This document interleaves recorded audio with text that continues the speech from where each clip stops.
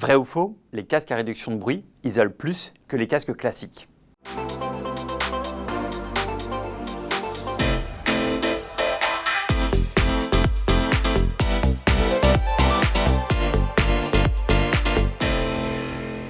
Alors le problème que l'on peut avoir avec un casque, c'est évidemment on va écouter sa musique et on va être dérangé par les bruits extérieurs.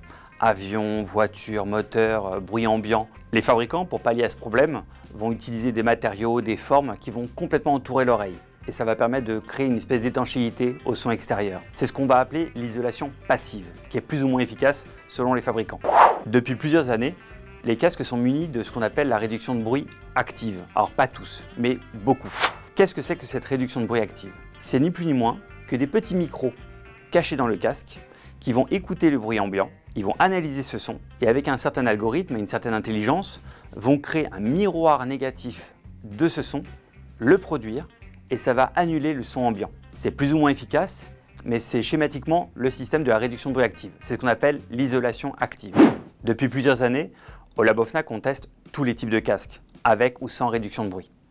Ce que l'on peut dire, c'est que certains casques à réduction de bruit active sont bien moins efficaces que des casques à isolation passive. Et ça, pourquoi? Quand les micros vont analyser le son ambiant, ils vont générer donc un son miroir.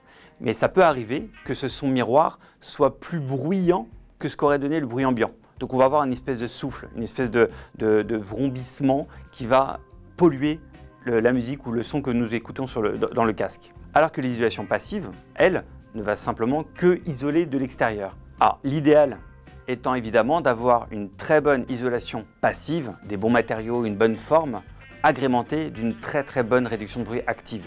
Si vous avez ces deux-là, vous êtes censé n'entendre plus aucun bruit extérieur. Donc on peut constater que, est-ce que tous les casques à réduction de bruit active isolent plus que les réductions de bruit passives ou l'isolation passive? La réponse est non, évidemment. À la question vrai ou faux, un casque à réduction de bruit isole-t-il plus qu'un casque classique? La réponse est non, pas forcément.